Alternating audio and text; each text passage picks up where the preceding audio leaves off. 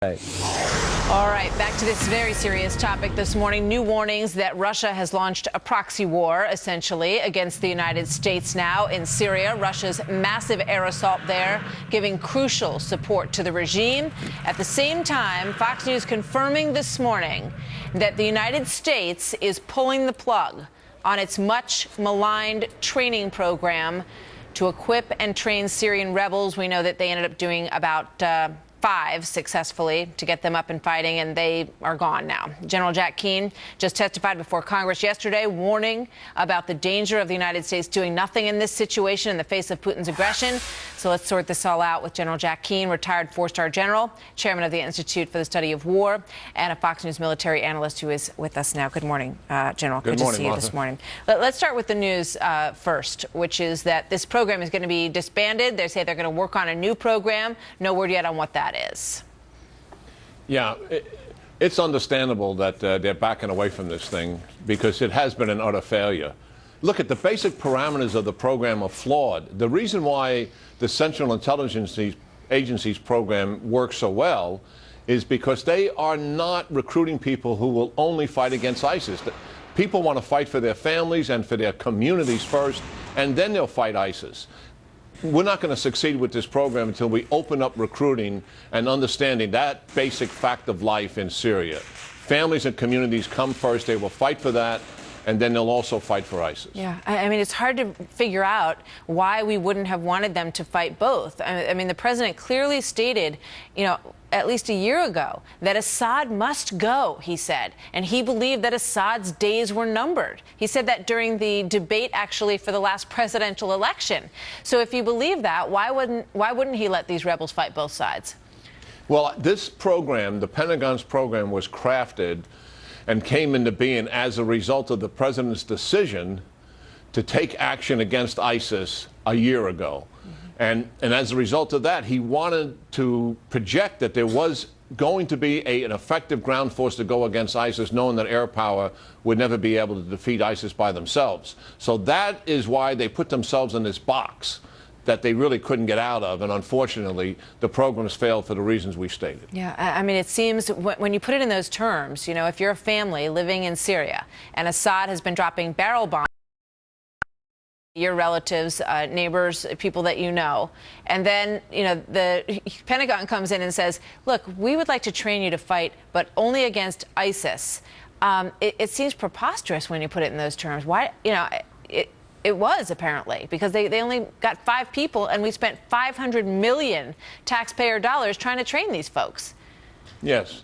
And the CIA's program is successful. The fact that it's classified, we can't talk much about it in terms of the numbers and how they're armed and the things that they do. But that has been a very, very good program. All right. So let's talk a little bit about what to do now. Everybody's listening to all these presidential candidates say what they would do. Create no-fly zones is one of the ideas that we've heard to protect an area in Syria, to help the refugees, to help protect people from the bombs that are being dropped on them all the time from the Assad regime. We don't appear to be planning to do that at this point. You were testifying yesterday. What do you advise? Well, Assad is doing everything he can to back up his ally in the region. I mean, Putin is doing everything he can to back up Assad in the region. What for? Because Assad is in trouble. And also he wants to protect his strategic asset, the naval base. Well, we have an ally in the region as well. It's our moderate rebels that we've been training and also arming. They are our ally. And the Russians began to bomb them. And the reason is obvious, because the moderate rebels represent the will of the Syrian people who are trying to overthrow Assad, not the radicals who are out there. So that's why they focused on them, and they continue to focus on them ruthlessly with some of the best weapons that the Russians have. Those are our allies. And it's unconscionable that we will not do anything to protect them. What we should do is we should have created that airfield right away.